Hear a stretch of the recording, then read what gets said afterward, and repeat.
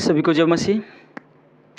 आप इस मसीह को ग्रहण किए हैं तो आप रुक कर इस वीडियो को 2 मिनट देख लीजिए, क्योंकि प्रभु इस मसीह ने जो आपको उद्धार किया है, आपका जीवन में इतना आशीष दिया है, तो आपके लिए एक जिम्मेवारी भी दिया है, एक कार्य भी दिया है।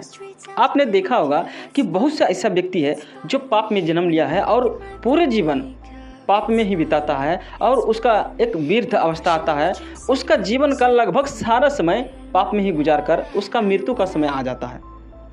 पर उसे पता नहीं होता है कि उसके मृत्यु के बाद उसका जीवन है किस प्रकार से नरक में बीतेगी और उसको किस प्रकार से इस जीवन का पाप उस जीवन में भुगतना पड़ेगा, उसे खुद नहीं पता होता है।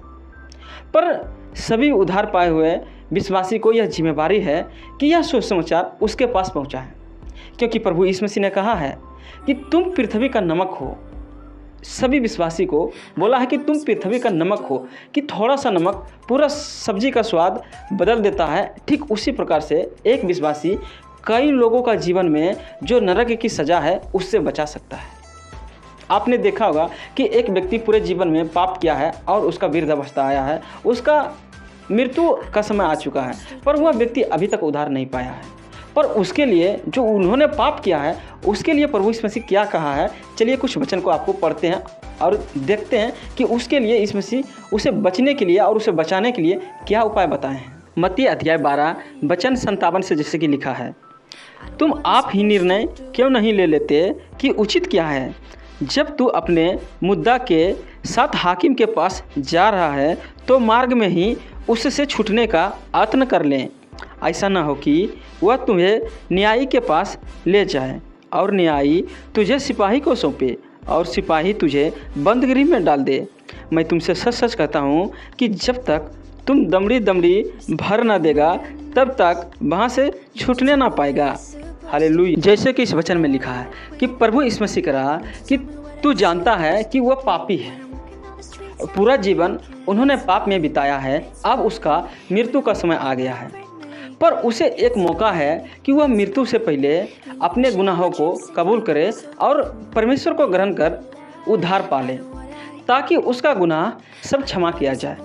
पर ऐसा ना हो कि तुम्हें मृत्यु के बाद न्यायाधीश के पास जाना पड़े और न्यायाधीश तुम्हें नरक की सज़ा सुनाए। पर जब तुम्हें नरक की सज़ा सुनाई जाएगी तब तुम अपने पापों का एक एक काम का तू सज़ा जब तक ना भुगत लेगा तब तक तुम वहाँ से छूट नहीं पाएगा। पर उससे भला है कि तुम जब रास्ते में हैं, यानी जब तुम इस शरीर में जीवित है, तब इस शरीर में किया हुआ पाप का तू क्षमा प्राप्त कर ले और परमेश्वर को ग्रहण करके उद्धार कर ले।